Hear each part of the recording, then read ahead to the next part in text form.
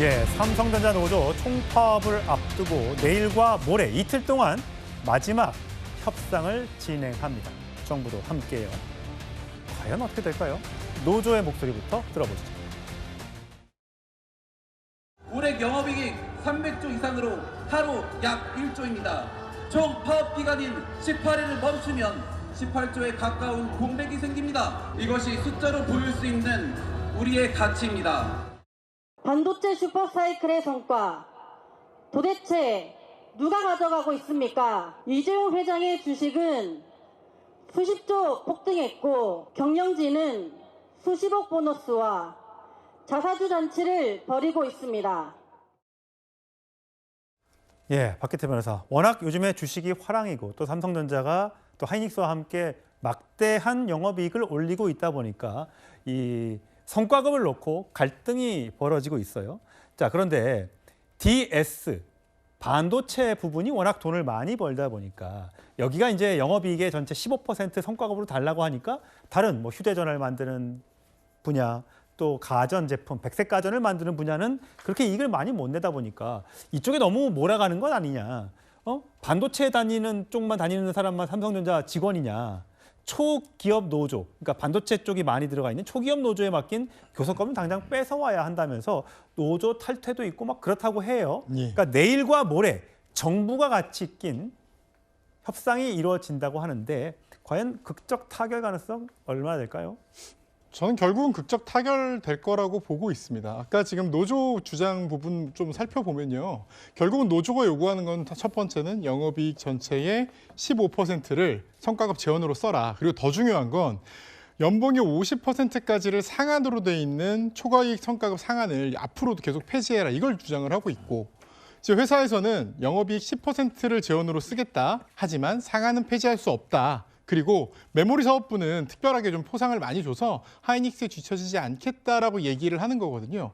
그런데 여기서 왜 노노 갈등이 생기는지를 한번 봐야 되는데 사실 굳이 뭐 반도체 부분만 더 주고 이런 식으로 했다기보다는 부서별 영업이익에 따라 이 성과급이 결정된다는 게 문제인 겁니다. 그래서 DS 부분이라고 하는 이 반도체 관련된 부분은 영업이익이 너무 많이 났기 때문에 성과급도 자연스럽게 많아지고 반면 DX 부분이라고 하는 이제 완성 부분, 뭐 조립 부분 같은 경우는 성과급이 이 계산대로 하면 너무 적어진다는 거죠.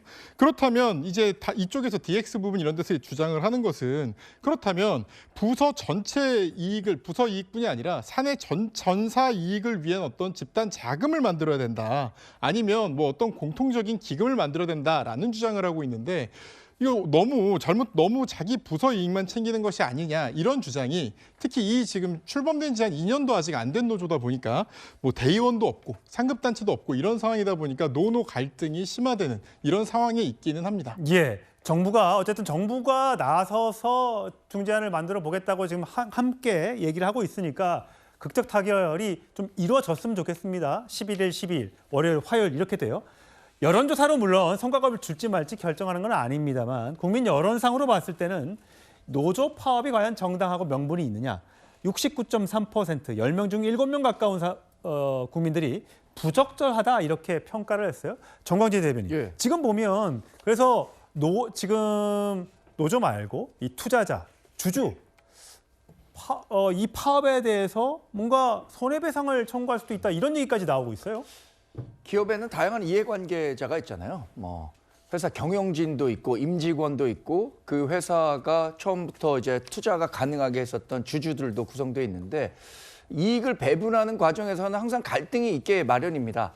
근데 이런 지금 최근에 이익 배분 과정에서의 노조 파업에 대해서는 곱지 않은 시각을 갖고 있는 것 같아요. 아무리 반도체 경기가 좋고 지금 기업의 이익이 많다고 하더라도 이 거꾸로 이렇게 물어보는 사람들이 있더라고요. 반도체는 이렇게 슈퍼 사이클이 있어서 굉장히 어려울 때 회사가 대규모 적자를 낼 때 그러면 노조원들에 대해서 그 고통 공감 차원에서 임금 삭감에도 합의하겠느냐 이렇게 역으로 물어보는 사람들도 있더라고요. 그러니까 이것은 저는 조금 더 다양한 논의가 필요하다고 생각합니다. 과연 어느 정도의 이익에 대해서 노조와 균형을 맞춰야 하는지 또 반도체는 지속적인 R&D 투자가 선행돼야 하는데 지금의 이익금을 어느 정도 투자와 위해서 유보해야 되는지 이런 부분에 대해서는 굉장히 좀 다각도의 논의가 필요해 보입니다. 뭐 삼성전자가 파업하면 막대한 영업 손실이 일어날 것이다.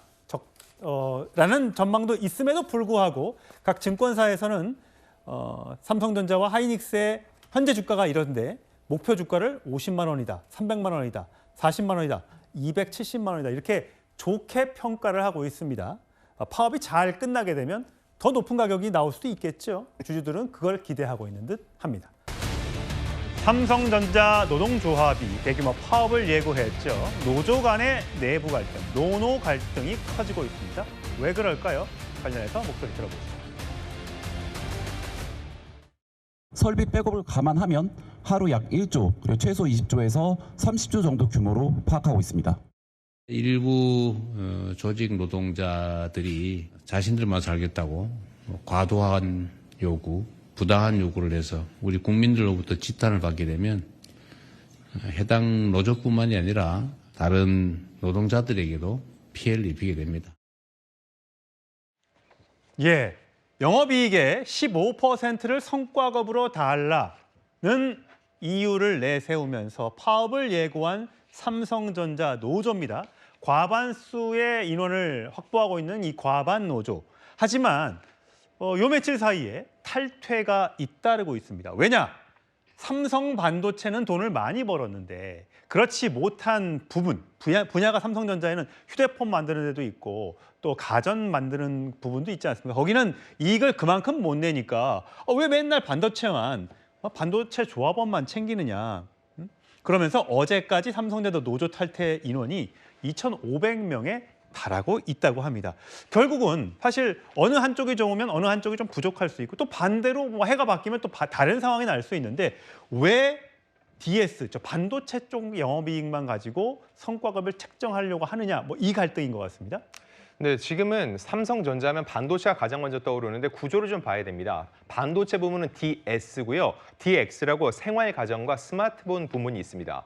이 DS에서는 사상 최대의 이익을 냈는데 DX 같은 경우는 비용 급등, 경기 침체로 인한 극심한 어려움을 겪고 있는 상태인 거죠. 자, 그래서 DS 부문과 달리 DX 같은 경우는요. 오히려 반대로 사업 재편의 칼바람을 걱정해야 되는 상황인 거죠. 자, 근데 지금 현재 노조가 DS가 80%로 노조원이 압도적으로 많긴 합니다. 그러다 보니까는 이 DS 부분에 대해서는 15%의 성과급을 상관없이 지급할 것을 요구하고 있는데 정작 지금 어려움을 겪고 있는 DX 부분에 대해서는 구체적으로 어떠한 요구 조건을 제시하지 않고 있다는 거죠. 여기에 대한 불만의 목소리가 터져 나오고 있는 건데 그러다 보니까는 종전에는 하루에 100건도 안 되던 이 노조 탈퇴 신청이 지난달 28일에는 500건을 넘어섰고요. 29일에는 1,000건을 넘어섰다는 겁니다. 실제로 이렇게 탈퇴 인증 릴레이까지 벌어지고 있는 상황이고요. 결과적으로 이해관계를 따졌을 때 특정 부문 조합원들에 대해서만 더욱더 우선시하는 노조에 대한 내부적인 반대의 목소리가 커지고 있는 겁니다.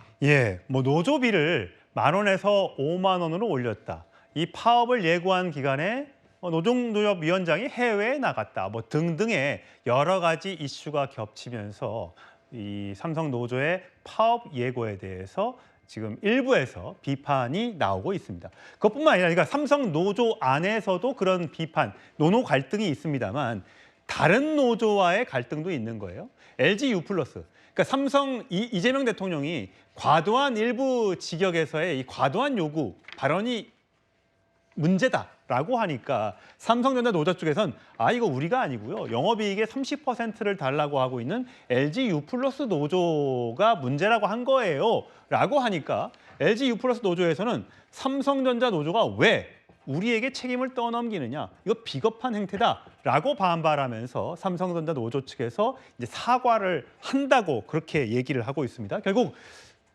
내부에서의 갈등, 또 다른 회사 노조와의 갈등으로 이게 비화가 되면서 과연 이것이 바람직한 일인가를 놓고 갑론을박이 이어지고 있는 것 같습니다.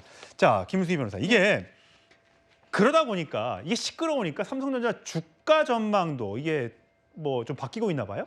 네, 그렇습니다. 사실 좋을 수는 없죠. 어떻게 보면 이제서야 좀 사실 밝은 분위기로 바뀌고 긍정적으로 보여지고 있는 상황에서 어떻게 보면 어떤 이런 노조의 과도한 요구로 인해서 좀 어려움을 겪고 있다, 어떤 걸림돌이 될 수 있다 이런 얘기가 실제로 나오고 있고 증권가에서는 목표 주가도 낮아지고 있는 상황입니다. 또한 네, 한편으로 보면 작년에 배당금이 11조 원이었어요. 예. 근데 400만에서 500만 주주거든요. 그런데 올해 이제 이 40조 원의 성과급을 달라고 하는 영업이익의 15%인 40조 원을 성과급으로 달라고 하는 상황이 회사에 과연 좋은 영향을 미칠 수 있느냐를 봤을 때에는 사실 그렇게 밝지만은 않다라는 겁니다. 또한 이러한 이야기도 나오고 있습니다.